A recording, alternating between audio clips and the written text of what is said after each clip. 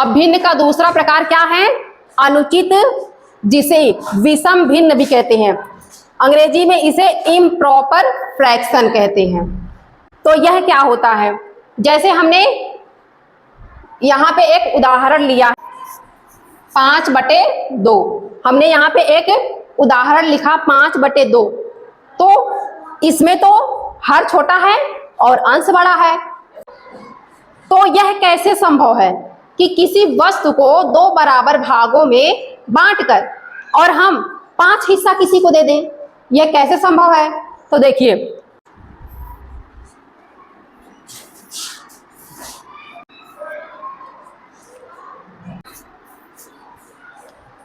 आपको डॉक्टर ने सलाह दिया कि आप प्रत्येक दिन आधा सेब खाइए क्योंकि आप कमजोर हो गए थे। तो आपकी मम्मी आपको प्रत्येक दिन आधा सेब खाने के लिए देती है। पहले दिन आपको आधा सेब देंगी, उसको 1/2 बोलेंगे। दूसरे दिन भी देंगी आधा सेब, उसको भी 1/2 बोलेंगे। तीसरे दिन भी 1/2 देंगी, चौथे दिन भी 1/2 देंगी, 5वें दिन भी 1/2 देंगी। अब क्या है कि अगर हम 5 दिन का हिसाब करें, 5 दिन का हिसाब करें तो क्या हो जाएगा? 5 दिन के हिसाब से क्या हो जाएगा? 5/2, यही तो होगा। तो इसे क्या बोलते हैं? अनुचित भिन्न बोलते हैं। इसे क्या बोलते हैं? अनुचित भिन्न या विषम भिन्न।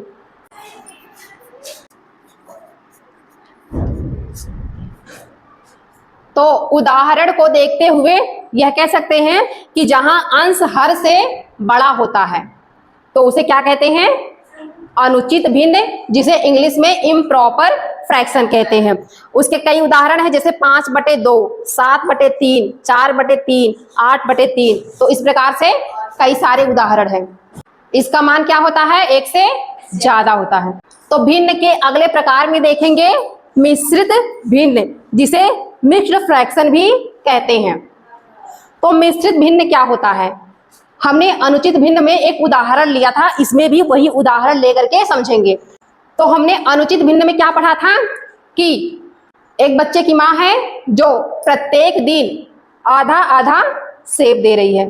तो यहाँ पर भी वही उदाहरण लेकर के हम लोग समझेंगे। सेब का आधा आधा टुकड़ा पड़ा हुआ है, तो इसको भी क्या बोलेंगे? 1/2 बोलेंगे। इसको भी 1/2, इसको भी 1/2, और इसको भी 1/2, और इसको भी 1/2। ये हो गया।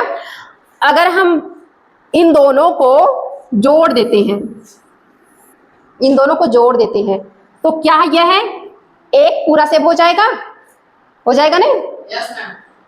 और इसको भी अगर हम जोड़ देते हैं तो क्या यह भी एक पूरा सेब हो जाएगा? हो जाएगा। और यह आधा सेब बचा हुआ है। yes. तो अगर इन सबको हम जोड़ करके लिखेंगे तो क्या हो जाएगा? 2 तो पूरा पूरा हो गया है, तो 2 को पूरा लिख देंगे।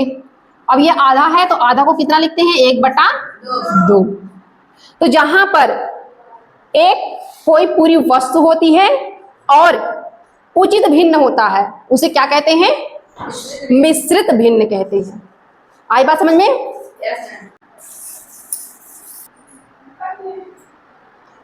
तो उदाहरण को देखते हुए क्या समझ में आया कि जहां पर एक पूर्णांक होता है और उचित भिन्न होती है, उसे क्या बोलते हैं? मिश्रित भिन्न। जैसे 2 सही 1/2, 3 सही 1/3। बात आई समझ में?